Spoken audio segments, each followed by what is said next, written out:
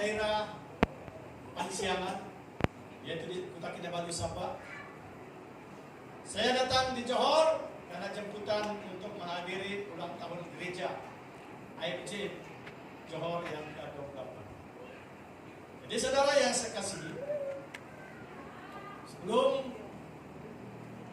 saya merundah setiap kawasan, setiap gereja, saya menghabiskan minggu hadapan adalah las saya, yaitu Taman Daya dan Gilang Patah.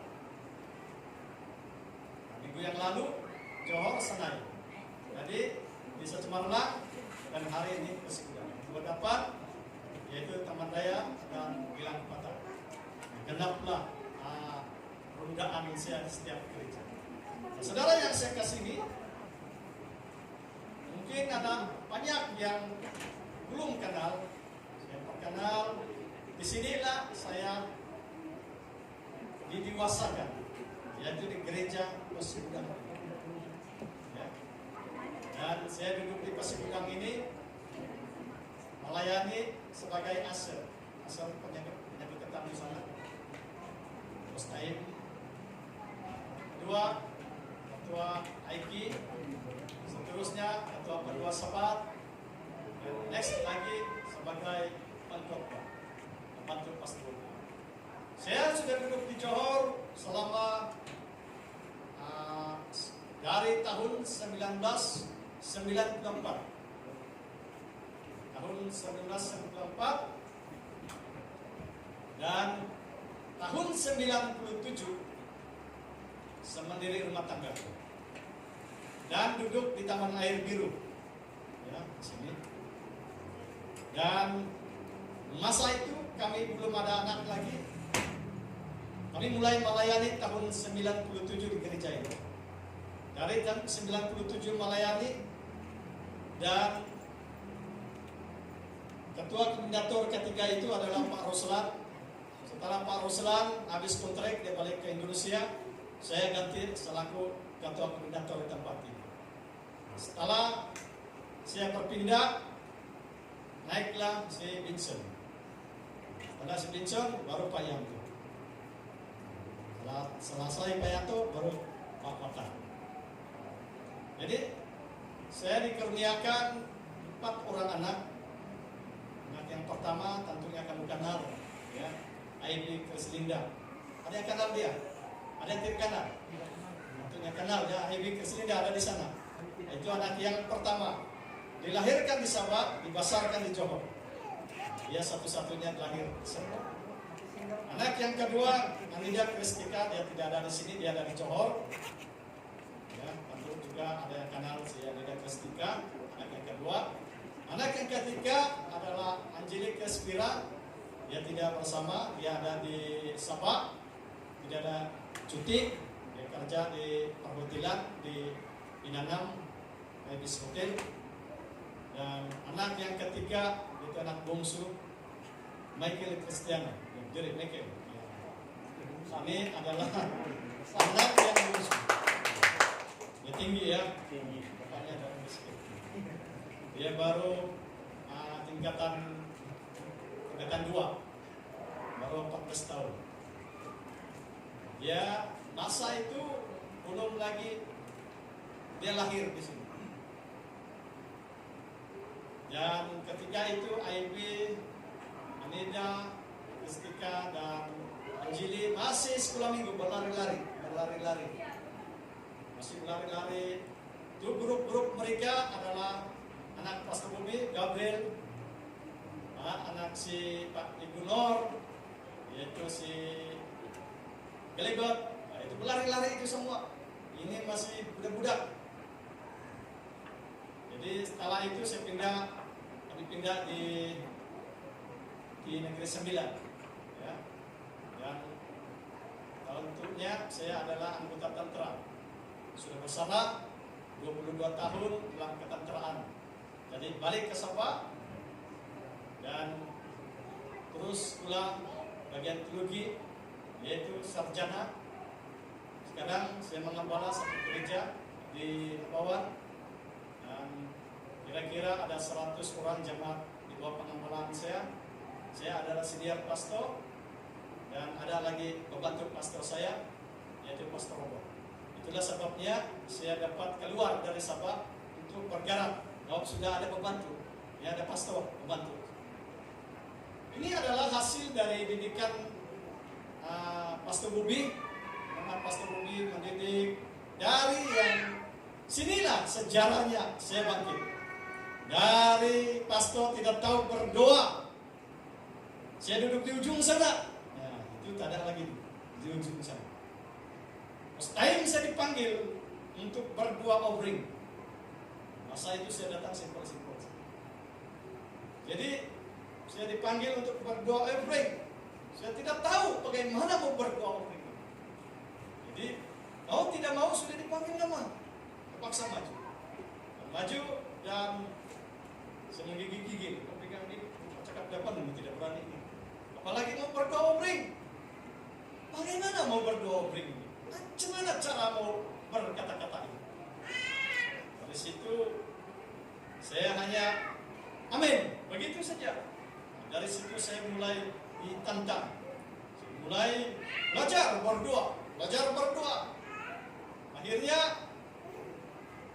dari berdoa offering, dari 2 pengusiran, 2 pembukaan, 2 penutup, mulai saya menguasai. Jadi tidak asing lagi, ada rekan-rekan sepelayanan di sini, Pak Jiri. Ya, Pak Jiri ini masih lagi kekal musik mantap, luar biasa. Ya. Pak Jenal ini saya lihat tadi luar biasa bawa pujian. Dulu dia tak bawa pujian, dulu dia masih duduk di belakang. Itu adalah bersama istrinya. Ya. Itu adalah bibit-bibit pelayanan saya ketika mereka bersama-sama dalam ini di Sri Alam. Ya. Jadi puji Tuhan, saya sangat senang melihat yang bawa pujian, walaupun ada larik sedikit, tapi itu kita perlu belajar. Ya. Jadi tidak asing lagi. Selalu orang kalau saya datang di Johor, mereka teringat saya saling membawa pujian, yaitu seindahnya pelangi. Masih ingat ya Pak Jiri? Masih ingat kan itu lagu? Seindahnya pelangi. Itu sering saya bawa pujian itu. Sering bawa pujian di sini, bawa di Johor. Jadi sekarang sebagai panggung. Jadi saya ada banyak anak-anak buah sini, tadi penari temburin di sana. Anak buah saya, anaknya Pak Merukau. Pak Merukau itu adalah adik kandung saya. Ya. Dan Lundi itu adalah adik kandung saya.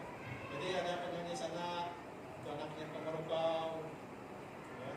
Yang berdoa untuk offering tadi, anak Pak Merukau, anak buah saya. Jadi puji Tuhan. Sekarang ini anak-anak muda ini dulunya Sunday School yang tidak tahu apa-apa bangkit melayani. Dan inilah yang sangat membanggakan kita sebagai anak Tuhan, melahir.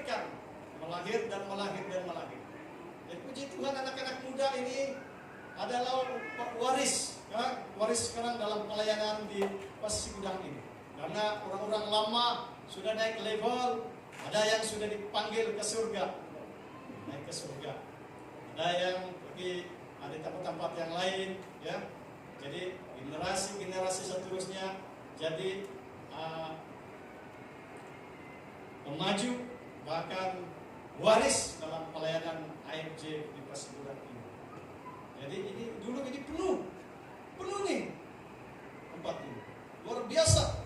Ini sekarang tugas-tugas generasi muda, cari jiwa-jiwa penuh ini.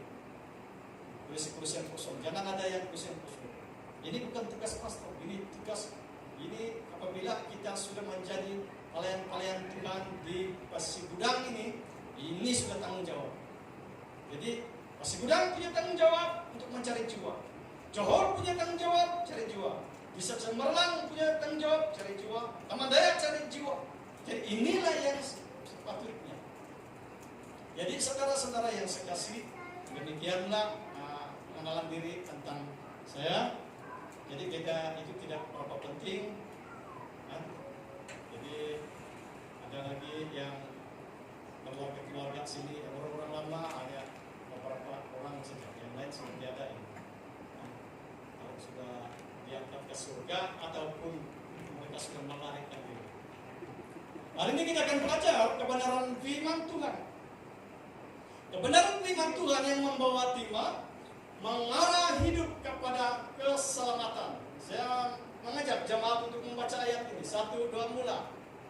Mengarah hidup kepada keselamatan. Kenapa ini makin ada tenaga ini? Sekali lagi, 1, 2, mulai. Mengarah hidup kepada keselamatan. Iblis pun tak takut nih caranya baca. Suruh baca satu-satu di depan. Mau kita buat kelas tambahan. Dari Tima ini mengarah hidup kepada keselamatan.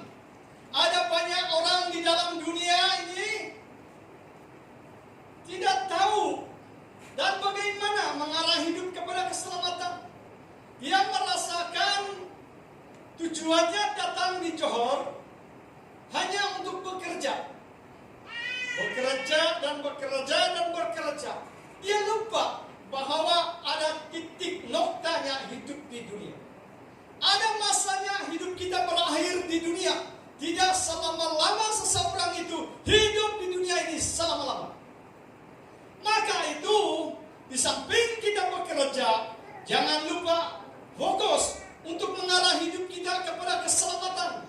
Karena saat kau akan dipanggil Tuhan lewat kematian, maka engkau tidak ada peguam, tidak ada yang dapat menolongmu. Yang menolongmu hanya pada dirimu sendiri. Ketika itu Tuhan akan bertanya, apa yang kau buat selama di dunia? Karena tiap-tiap manusia tidak berakhir di kuburan. Di dalam kematian itu artinya beralihnya hidup manusia di hadapan Tuhan, sama ada di surga atau di neraka. Maka itu saudara-saudara, saat engkau diberi waktu dan kesempatan, jangan lupa mengarah hidup kepada keselamatan. Tidak mungkin Tuhan mencipta manusia itu tujuannya memenuhi bumi, tujuannya jalan-jalan. Tidak mungkin Tuhan cipta manusia seperti itu. Adakah Tuhan mencipta manusia tujuannya jalan-jalan? Tak mungkin. Ada tujuan Tuhan mencipta manusia, tujuannya mempermulia, meninggikan Tuhan, menyenangkan hati Tuhan. Kalau kau datang di dunia ini hanya jalan-jalan, apakah kau senangkan hati Tuhan? Sebagai contoh, saya ambil sebagai contoh. Seorang suami keluar di rumah. Dari awal pagi dia keluar, lalu sore dia balik. Istrinya tanya, dari mana tadi? Suaminya menjawab, jalan-jalan. Oke, istrinya simpan lagi perasaannya. Besokan hari, awal pagi dia keluar lagi. Sore dia balik lagi. Istrinya tanya, dari mana tadi? Dari pagi sampai petang, dari mana tadi? Jalan-jalan. Terus menerus jalan-jalan. Agak-agak istri senang tak? Kalau suami itu tidak bekerja, tujuannya jalan-jalan saja. Tak senang kan? Begitu juga dengan istri. Kalau istri jalan-jalan saja tujuannya jalan-jalan, tetapi dia tidak masak, dia tidak mengurus urusan-urusan rumah, tujuannya jalan-jalan, senangkah suaminya? Tak senang kan? Sama di dalam Tuhan tak senang. Kalau kau tujuan di dunia, tujuan kau dicipta Tuhan, jalan-jalan. Buat apa kau dicipta? Kalau kau tujuan jalan-jalan, tak payahlah kau hidup di dunia. Tak perlu Tuhan cipta manusia. Maka itu saudara-saudara yang saya kasih, tujuan kita dicipta supaya kita menyenangkan hati Tuhan, mempermuliakan Tuhan. Tuhan senang kalau dimuliakan. Tuhan senang kalau kita memuji, menyembah Tuhan. Tuhan senang kalau kita menyembahnya. Maka itu saudara-saudara yang saya kasih di dalam Tuhan, mari arahkan hidupmu kepada keselamatan. Saat engkau mencari Tuhan, maka itu engkau mengarahkan hidup kepada Tuhan. Saat kau tidak mengarahkan hidup kepada Tuhan, tujuanmu hanya bekerja, lalu engkau mati. Apa bakalanmu? Cukup kebakalanmu bila Tuhan panggil menghadap dia. Sudah cukup kau? Tiap-tiap orang perlu ada bakalan. Yang perlu dia ada jawab kepada Tuhan. Apa yang dia bawa menghadap Tuhan, yang membuat Tuhan senang hati, gembira. Seorang anak gembira kalau bapaknya membawa oleh-oleh. Dan bahkan istri, kalau istri itu ada melihat suaminya balik bawa oleh-oleh, dia senang. Ada hadiah. Apa hadiah yang kau beri kepada Tuhan? Kalau kau hidup jalan-jalan, apa yang kau buat kata Tuhan selama di dunia? Tuhan pernah mengatakan, Tuhan menghampiri suatu, yaitu pohon ara, buat satu perumpamaan. Dia menghampiri pohon ara itu daunnya lebat. Sudah tentunya pohon ara itu berbuah. Lalu Tuhan melihat tidak ada buahnya, hanya daun semua. Maka Tuhan murka. Mulai hari ini pohon ara ini akan mati. Matilah pohon ara. Ada satu lagi perumpamaan. Tuhan, ada satu pengurus yang besar hadir berjumpa kepada Mandur. Mandur ini yang selama ini yang menjaga pohon ara itu yang supaya berbuah. Ia melihat pohon itu, lalu dia bertanya kepada Mandur, Mandur, berapa lama ini pohon sudah saya lihat dari tahun lalu tidak berbuah? Kenapa tidak ditebang? Kenapa tidak dihancurkan saja, musnahkan? Lalu Mandur itu kata, Tuhan, kita bagi baja, bagi pupuk. Mungkin tahun hadapan dia berbuah. Kalau tahun hadapan dia tidak berbuah, kita musnahkan. Apa? Gambaran apa itu? Tuhan menggambar itu pohon ara, sebenarnya manusia yang hidupnya tidak tentu arah. Sekejap saja Tuhan, kalau kau hidup jalan-jalan, kau akan dicabut. Kalau kau diberi kesempatan untuk hidup, pergunakan hidup ini. Apa kata Tuhan dalam pohon ara itu? Pohon ara ini hidup percuma di bumi ini. Makan percuma, minta berkat percuma, diberi rezeki percuma. Apakah kita tidak terpikir bahwa semua yang berkat tadi di dunia ini daripada kita? Kalau kita hidup di dunia jalan-jalan, tidak ada tujuan, kitalah manusia yang menghabiskan baras. Menghabiskan baras, tidak ada tujuan. Kesenangan hati itu menghabiskan baras. Kalau anak itu tidak bekerja, suaminya tidak bekerja, dia menghabiskan baras. Sama dengan pohon ini tadi yang tumbuh, tapi buat apa dipelihara? Pohon yang tidak menghasilkan buah harus ditebang, karena yang percuma hidup di tanah ini.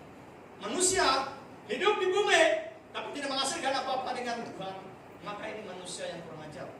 Dia diberi kesempatan hidup, tapi hidupnya jalan-jalan. Hari ini saudara-saudara, mari kita perhatikan kepada firman Tuhan yang mengarahkan hidup kepada keselamatan. Kita akan belajar seorang hamba Tuhan yang luar biasa. Nama Tuhan ini, hamba Tuhan ini adalah Nuh.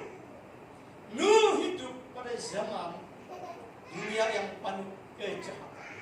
Manusia yang penuh kejahatan di dalam dunia ini. Hidup mereka hanya jalan-jalan. Tuhan melihat dari surga, ada manusia hidupnya jalan-jalan, tidak menyenangkan hati Tuhan. Tidak melakukan hal-hal yang Tuhan suka. Mereka bekerja untuk diri sendiri. Adanya manusia pada zaman Nuh itu hidup menyenangkan Tuhan, tidak mungkin dimusnahkan oleh Tuhan. Lalu Tuhan berbicara kepada Nuh, Nuh, kenapa Tuhan mengasihi Nuh? Karena Nuh itu hidup bergaul dengan Tuhan. Maka Nuh itu tidak dimusnahkan. Nuh itu mengalah hidup kepada keselamatan. Hari ini kita akan belajar apa yang dilakukan oleh Nuh sehingga Nuh itu mendapat dan melekat di hatinya Tuhan. Kenapa Nuh itu disayang oleh Tuhan? Apa sebab Nuh itu disukai oleh Tuhan? Kenapa Tuhan tak suka jutaan manusia dimusnahkan lewat air bah? Apa sebab? Karena mereka hidup jalan-jalan, tidak ada tujuan. Ada 3 hal yang kita pelajari dari kisah Nuh yang harus kita lakukan dalam hidup ini. Supaya kita belajar dari Nuh.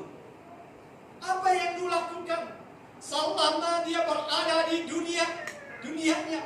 Pada zaman itu, bumi ini dipenuhi oleh manusia. Namun ada banyak manusia yang hidupnya jalan-jalan, penuh dengan kejahatan, mengurus dirinya sendiri, tidak mau bersekutu dan beribadah kepada Tuhan. Yang pertama, Nuh lakukan, ia mendengar suara Tuhan dan mengikutinya dengan taat. Nuh itu mendengar Tuhan berbicara, kau harus bersekutu, kau harus beribadah. Dia dengar, ya Tuhan. Lalu dia bersekutu, membawa istrinya, membawa 3 orang anaknya, membawa 3 orang menantunya, menjadi 8 orang. Mereka beribadah, bersekutu, memuji, menyembah Tuhan. Itu yang dilakukan oleh Nuh dalam keluarganya. Sebelum bumi ini dimusnahkan, Nuh sudah berkhotbah supaya setiap manusia yang ada di bumi ini ikut Tuhan, dengar suara Tuhan, mengikuti dengan taat. Namun manusia-manusia di bumi ini, mereka hidup dengan kesenangan diri sendiri.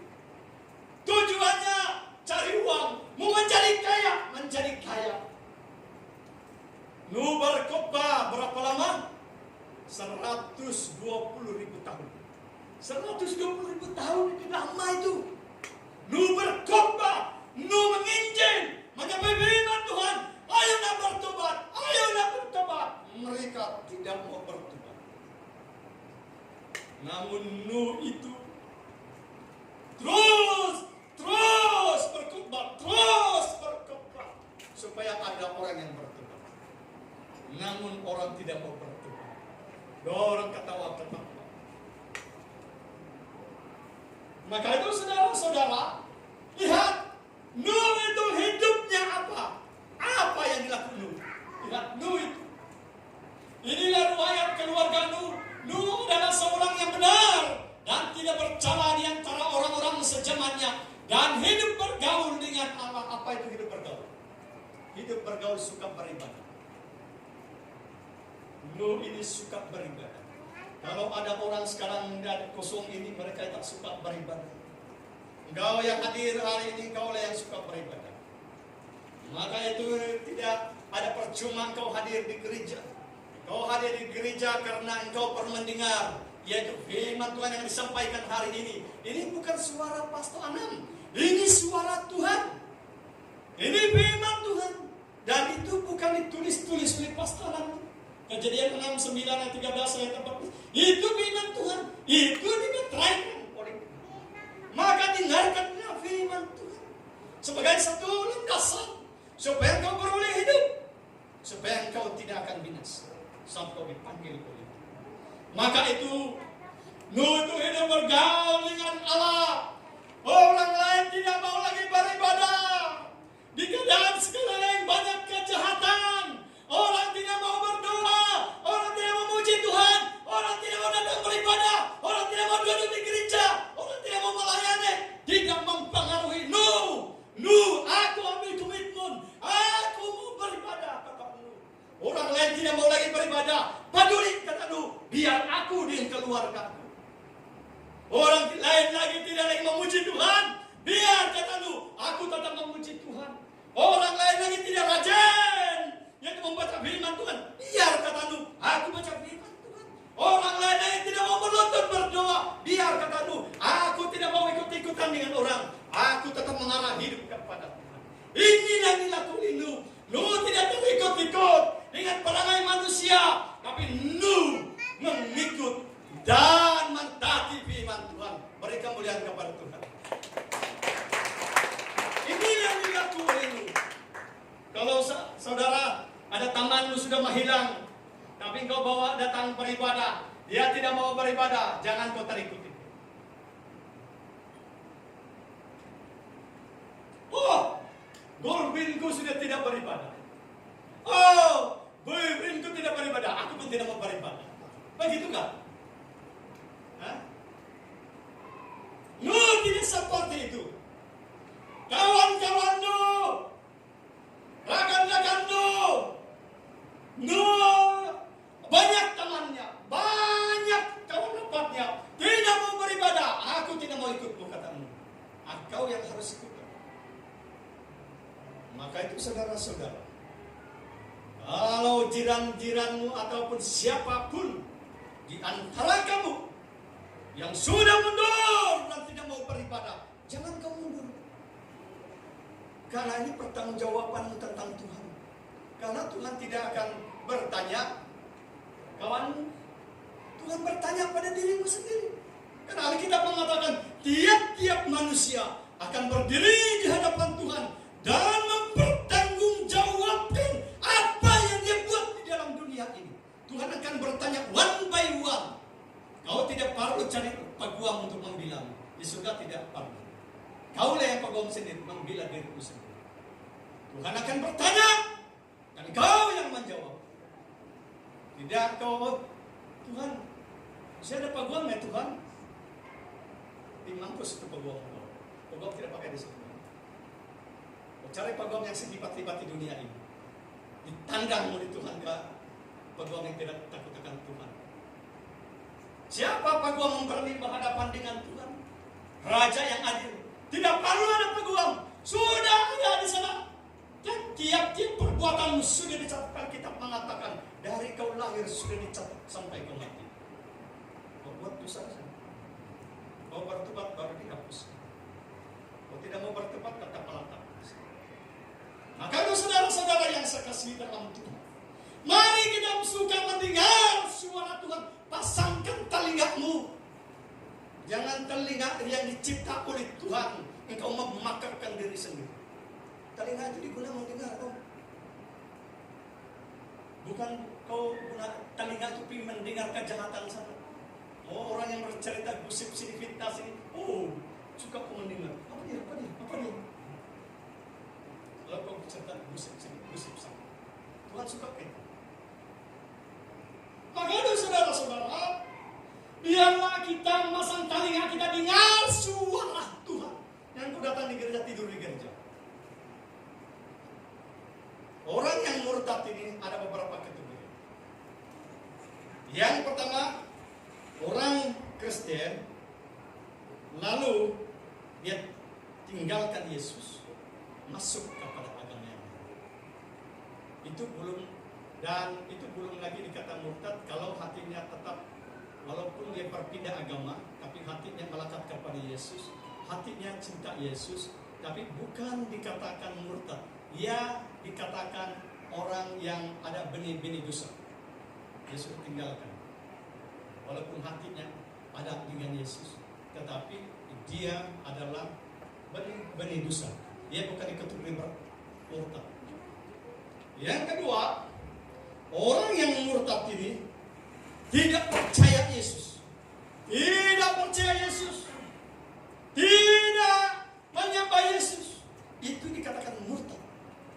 Murtad yang ketiga, orang Kristen yang hadir di gereja, duduk di gereja seperti ini, tetapi pikirannya, hatinya tidak ada di sini, melayang-layang, tidur di gereja.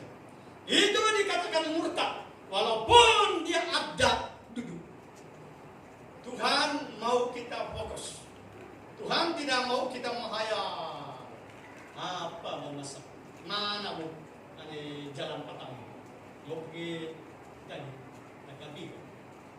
Lalu buat ada hayalan, tidur ketika firman Tuhan, mimpi di kursi, sedangkan firman Tuhan sedang berkumandang. Bolehkah tidur ketika menyampai firman suara Tuhan? Coba kalau Sultan Johor bercakap, kau tidur. Pengawal tangkap buang sana. Ini raja bercakap nih, firman Tuhan bercakap. Hanya dibaca teksnya membaca, saya yang membaca teksnya. Tapi yang ini suara Tuhan, maka harus dihormati. Maka itu saudara-saudara, jangan engkau menghayal ketika mendengar firman Tuhan.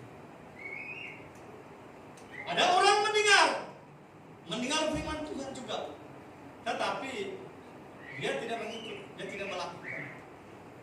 Alkitab mengatakan dalam Matius 7 ayat 21, 22, 23. Yesus mengatakan, bukan setiap orang yang berseru dalam namaku, Tuhan, Tuhan, masuk dalam kerajaan surga, kata Tuhan. Melainkan mereka yang melakukan, artinya mengikuti dan mentaati, itulah yang masuk kerajaan surga. Bukan hanya sekadar mendengar. Ada orang datang di gereja, dia cari Alkitab. Dia orang yang berdoa, tapi di luar dia cari alkohol. Dalam gereja ini cari Alkitab, di luar dia alkohol dia. Di dalam gereja dia orang yang berdoa, di luar gereja dia berdosa. Orang seperti ini tidak melakukan kebenaran firman. Dikatakan oleh Tuhan pada Matius 7 ayat 1, itu roh kecil boleh mengusir setan, tapi hidupnya tidak melekat. Maka saudara-saudara yang sekasih, biar kau jadi Kristen yang pengikut Yesus. Jadi ada Kristen pengikut Yesus. Ada kategori orang Kristen. Kristen yang pertama adalah Kristen yang dipanggil pelayan Tuhan. Pelayan Tuhan yang melayani. Yang melayani itu adalah Kristen yang pertama. Kristen yang kedua adalah jemaat tetap yang sentiasa hadir di gereja. Itu jemaat tetap yang mengisi keanggotaan gereja. Itu adalah Kristen yang tetap. Kristen yang simpati ini tidak, dia hadir sesuka hati. Tidak datang suka hati dia. Bila dia ada masalah, dia cari pastor. Dia tidak ambil tahu tentang pelayanan. Dia tidak ambil tahu semua. Tidak ada orang apalah, hancur-hancurlah. Dia tidak mau melibatkan diri dalam doa.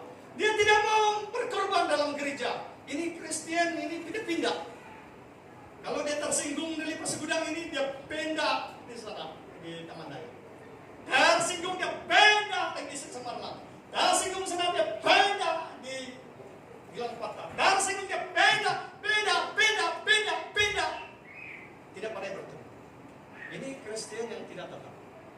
Kristen yang tetap, dia tetap menjadi anggota di sini. Dia mau bertanggung jawab, dia mau cari jiwa, dia mau memajukan, dia mau melibatkan diri dalam pelayanan. Ini adalah Kristen yang tetap.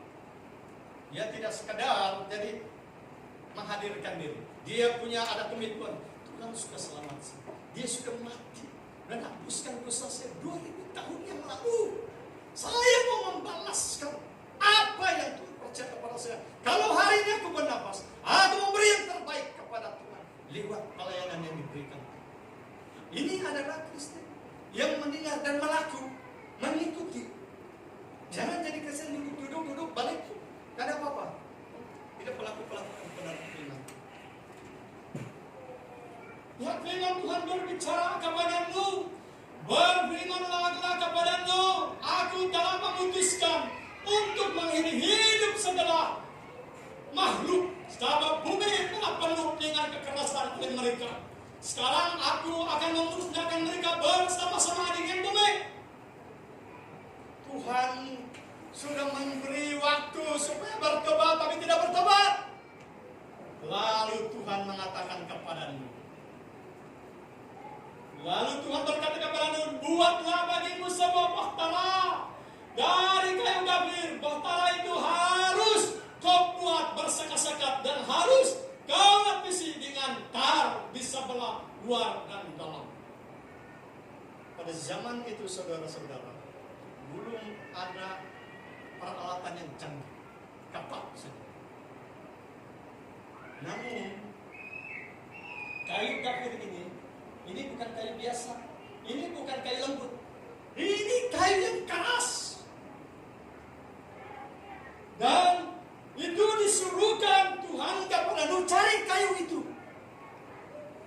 untuk dibuat bahtera kecil ini. Dari panjang ke ada ukurannya nanti. Berapa ratus ukurannya? Dari sini ke bangunan sana pun tak cukup.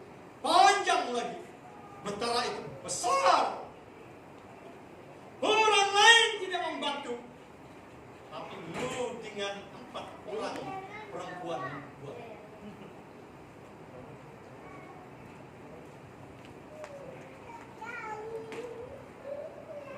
Jadi Nuh telah membuat. Nuh telah membuat apa yang disuruhkan Tuhan. Nuh mendengar. Buatlah kata Tuhan. Nuh dengar. Dan cari kayu itu. Nuh cari. Nuh tidak banyak cerita. Nuh tidak bersungguh-sungguh. Tuhan, bagaimana ini Tuhan? Kapak saja. Bukan ada peralatan yang canggih. Cari kayu itu mau buat bangunan, mau buat batara yang besar. Belum ada orang buat batara, pertama-tama Nuh yang buat. Namun Nuh dengar, lalu Nuh ikut. Buat apa yang disuruhkan. Jadi Nuh mendengar dan mentaati dan mengikuti. Yang kedua, Nuh mempersiapkan diri dengan matang. Apa maksud matang, saudara? Apa maksud matang? Apa itu matang?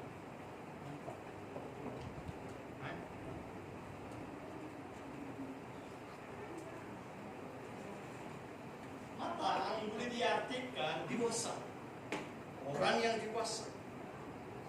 Orang yang sudah matang ini adalah orang yang sudah dewasa.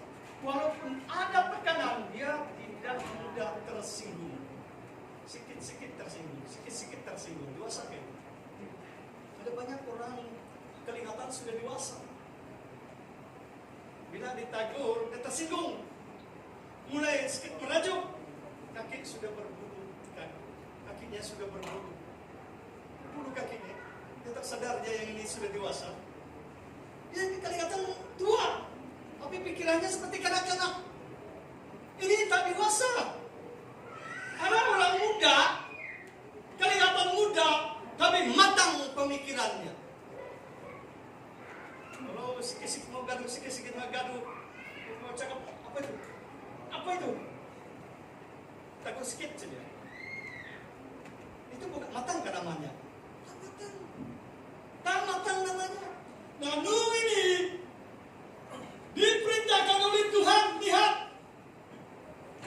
dalam Kejadian 15 ini ayat 1, beginilah harus kau buat batara itu 300 hasta panjangnya, 50 hasta lebarnya, dan 30 hasta tingginya.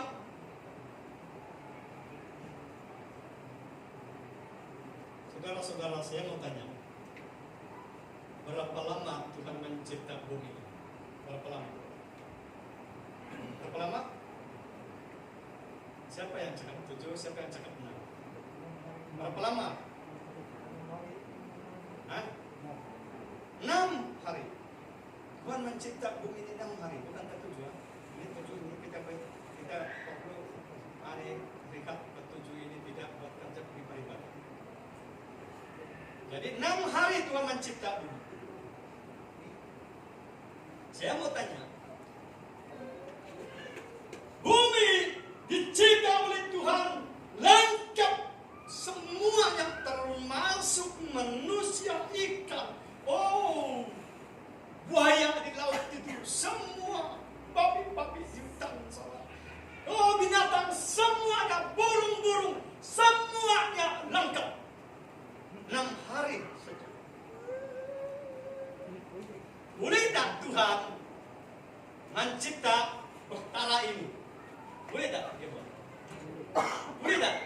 Kenapa Tuhan tak buat?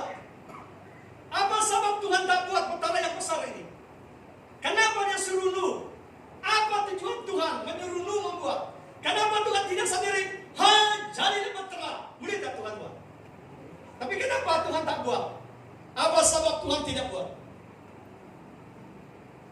Boleh tak Tuhan, hai manusia yang ada di bumi, masuk kamu di surga? Boleh tak Tuhan buat? Kenapa Tuhan tidak boleh buat? Kenapa dia tak buat? Tuhan boleh buat semuanya. Sedangkan laut yang di dalam, dia boleh keringkan. Sedangkan air, dia ubah menjadi anggur. Lazarus yang mati 4 hari, hai Lazarus bangkit. Boleh bangkit. Apa saja boleh Tuhan buat. Kenapa Tuhan menyusahkan Nuh? Pikir baik-baik, kenapa Tuhan menyusahkan Nuh? Tuhan mau menguji sejauh mana ketatan aslinya Nuh ini. Nuh ini cinta kepada keselamatan atau tidak? Dia mau uji Nuh. Sama dengan kita hari ini. Boleh tak Tuhan manusia masuk ke surga? Boleh tak? Boleh dia buat. Tapi Tuhan menguji kita sejauh mana kita ini betul-betul cinta Yesus atau tidak. Kalau Tuhan buat manusia ini masuk surga, semua masuk surga. Tetapi Tuhan tidak buat seperti itu. Dia mau melihat kita berjuang untuk mendapatkan keselamatan itu. Kalau Nuh tidak mau buat perkara yang besar seperti itu, selamatkan. Selamatkan. Binasa. Kalau engkau tidak hadir beribadah mengikut arahan Tuhan, selamatkan kau. Tak akan selamat. Sungguh pun kau Kristen, tapi kau tak ikut. Jangan berdosa kata Tuhan, kau pergi mencuri. Tuhan kata kuduskan hari Sabat, engkau jalan-jalan sana. Selamatkan kau. Takkan selamat. Maka itu saudara-saudara, Tuhan tidak menyusahkan Nuh. Tuhan mau menguji sejauh mana hati Nuh itu melekat kepada Tuhan atau pura-pura. Ada banyak orang Kristen pura-pura. Biarlah engkau hari ini melekat kepada Tuhan. Kalau kau cinta keselamatan, kau berjuang untuk dapatkan keselamatan. Ada bagian Tuhan, ada bagian kita. Lihat, buatlah atap pada batara itu dan selesaikan batara itu sampai sehasta dari atas dan pasanglah pintu pada lembungnya. Buatlah batara itu bertingkat, bawah, tengah dan atas, 3 tingkat, 3 lantai. Hanya 8 orang yang buat. Kenapa Tuhan menyusahkan 8 orang itu? 4 perempuan, 4 lelaki yang buat. Ini tingkat berapa? Tingkat 2. Ini tingkat berapa ini? Tingkat 1 ini kan? Tingkat 1 kan? Ya. Ada lagi tingkat. Ini tingkat. Ada lagi tingkat 2. Ada lagi tingkat 3. Ini besar nih. Betala ini bukan kecil. Boleh dibuat oleh 4 orang perempuan, 4 orang lelaki. Siap. Kayu bukan kayu yang ringan-ringan. Kenapa boleh buat? Karena mereka itu adalah orang-orang yang matang dan dewasa. Boleh tak kita melayani? Boleh. Kenapa orang tidak mau melayani? Karena tak dewasa. Boleh tak penuhi kursi ini? Boleh dipenuhi kursi ini. Karena kita matang cari jiwa. Kalau kita tidak matang, sudahlah. Apakah Tuhan itu suruh isi kursi itu tanpa usaha kita? Apakah Tuhan ini sendiri yang buat betara itu? Tidak ada suruh. Dia hanya Tuhan petunjuk. Kau buat seperti ini, 3 tingkat. Kau buat seperti ini. Kalau Nuh tidak mau buat, apa terjadi dengan Nuh? Hancur. Betara itu kayu harus keras, bukan lembut. Apa terjadi kalau Nuh mau cari kayu itu keras itu? Tiada kepak ini pun tidak berapa kuat. Oh, ini bertingkat lagi. Buat tingkat 1 saja. Oh, cari kayu yang lembut saja lah. Kau tahu kan? Kalau dia buat cari kayu yang lembut, masa itu lautan itu bergelora mengamuknya. Pecah kalau kayu lembut. Maka itu Nuh ikut apa yang dia lakukan itu.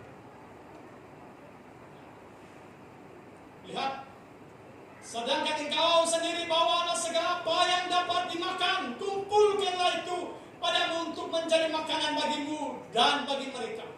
Lalu Nuh melakukan semuanya itu bersama-sama. 1, 2, 3. Lalu Nuh melakukan semuanya itu Tepat seperti yang diperintahkan Allah padanya. Demikianlah dilakukannya. apa maksud apa? Bahwa apa ukuran yang disuruh Tuhan, itu yang dibuat ini. Nuh tidak kurangkan, Nuh tidak menambah-nambah. Ada banyak orang ceritanya tidak betul. Saya dengar yang eksiden mati, belum lagi mati tau. Kau dari mana kau dengar? Dari siapa? Dari siapa? Ditambah-tambah ceritanya.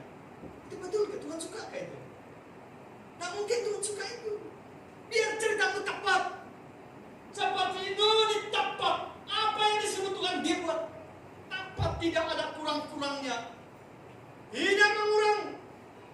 Tepat apa yang dilakukan, apa yang disuruh Tuhan. Kalau ukurannya seperti ini, dia buat. Tidak kurang 1 inci pun. Jangan kurang 1 inci pun cinta kasihmu kepada Tuhan. Kalau kau mencintai Tuhan, jangan 99%. Kau mencintai Tuhan 100%. Tidak ada mungkin Tuhan suka kurang 99%. Mana lagi 1%? Sana. Ya, 100%. Sama dengan seorang suami. Suami, mana ini suami istri kan? Ya. Bapak, nama siapa? Hah? Juliet. Juliet. Kalau kau bertanya pada istri, berapa peratus kau mencintai pada? Lalu istrimu menjawab 99%. Senang. Kecuangan, mana lagi 1%? Dia pasang cawangan di luar. Jadi Tuhan seperti itu. Tak boleh kau buat 99%. Tuhan mencintai kau 99%. Tak boleh. Harus dapat 100%. Seperti itu. Apa mau buat? Dapat sekali itu mencintai Tuhan. Jadi pengikut Yesus. Jadilah kau pengikut Yesus. Jangan kau separuh-separuh. Kajap Yesus, kajap kau berhala, kajap Yesus, kajap kau di sana.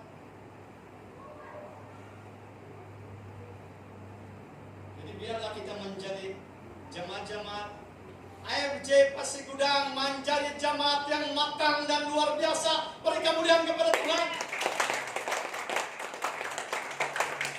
Orang yang matang, orang yang dewasa, walaupun orang cerita di sana sini, tidak meluntur semangat cintanya kepada Tuhan. Tahu kan itu waktu dia buat itu? Dia buat peterangku di atas bukit. Bukan di liring-liring sungai ataupun di tepi-tepi pantai, di atas bukit. Orang melihat. Mungkin ada setengah-setengah. Istri itu ini pergi di pasar. Dia pergi membalik-balik di pasar. Lalu orang-orang ramai yang di pasar itu, apa suami itu? Buat betara yang atas bukit itu. Gila suami itu, gila kan? Orang bercakap sana gila. Ini istri yang gila ini. Mana istri sinu ini kalau dikatakan. Anak-anak sinu itu berkawan dengan kawan-kawannya. Jangan berkawan dengan dia. Tengok bapaknya itu gila tuh, tengok mereka ini. Ditolong oleh mereka ini. Buat betara di atas bukit itu. Mana ada sungai bukit. Ini gila. Baliklah mereka di rumah itu. Oh, dengan keadaan yang sedih. Oh, istri Nuh ini beritahu kepada suaminya. Banyak orang-orang di luar sana sekarang ini memberi kita gelaran gila. Karena buat betara di atas. Adakah Nuh terpengaruh dengan itu? Nuh tidak terpengaruh walaupun orang mengatakan gila. Nuh tetap meneruskan pekerjaan. Ini menunjukkan orang mati. Jangan kau terpengaruh kalau kau pergi sembahyang.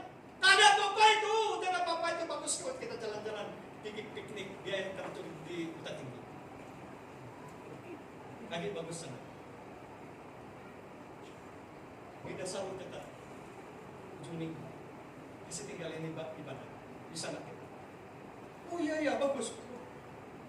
Itu berarti kau tidak matang.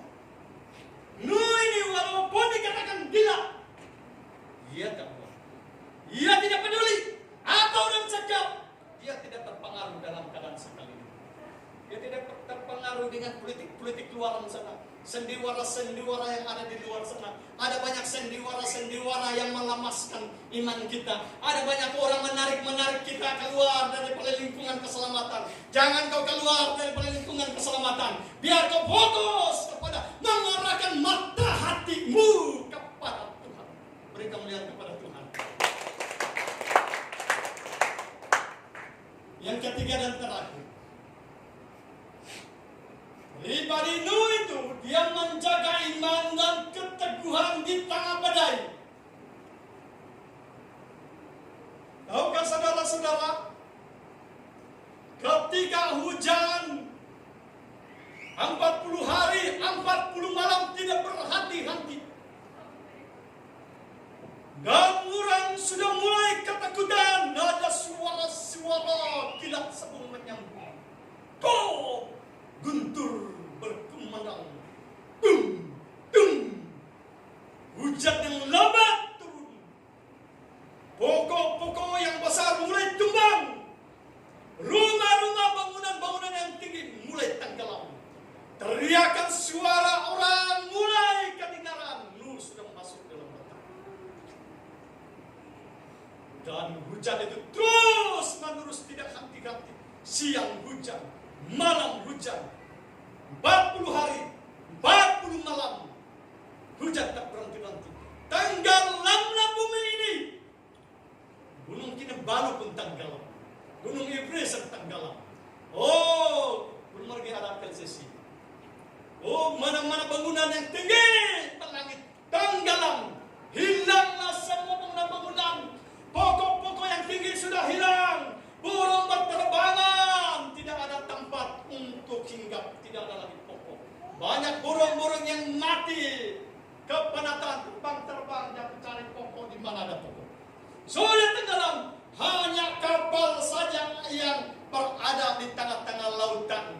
Pandang di sana tidak ada lagi pantai. Lautan yang luas, pandang di sana lautan, pandang di sana lautan, pandang di sana lautan. Tidak ada lagi. Di mana mau berhenti di tepi pantai? Tidak ada lagi pantai. Semuanya diisi oleh lautan yang dalam. Semua binatang-binatang yang tidak masuk dalam perahu itu, manusia-manusia yang paling sakit-sakit itu, yang sakit-sakit itu, yang sangat besar itu, semuanya mati. Tidak ada lagi orang yang hebat-hebat. Mati. Kemana mau hebat? Tenggelam di dalam laut. Uang-uang yang di bank itu habis, bank pun hilang. Emas-emas yang berkatul-katul hilang. Tidak ada lagi. Selesai. Orang yang bermegah-megah oleh kekayaan hilang. Semua terkapai-kapai menyasar. Tadinya mengijik. Kenapa ini gila? Mereka sudah menjadi gila. Orang yang menggalang tadi gila. Orang itulah yang gila. Bukan lu yang gila. Kapal itu berumbang-ambing.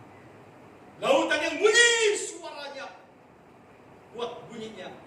Nuh ini tetap iman dan teguh di tengah badai. Ada lautan gelora, angin yang kuat. Nuh ini tetap bersandar kepada Tuhan.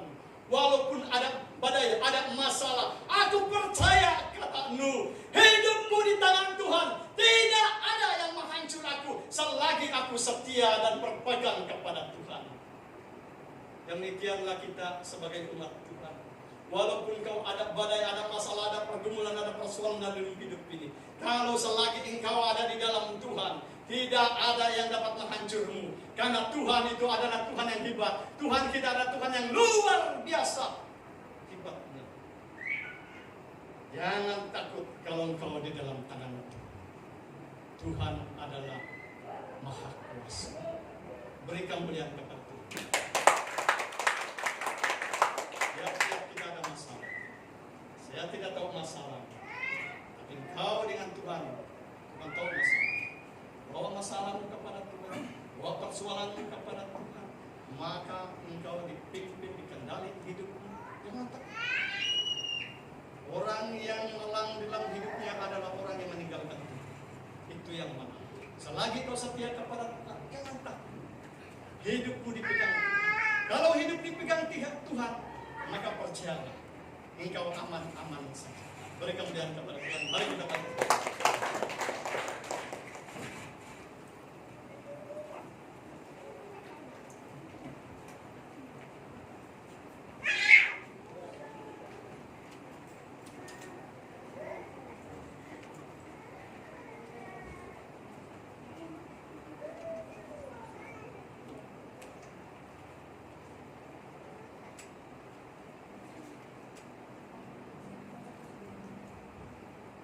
Kita angkat satu pujian.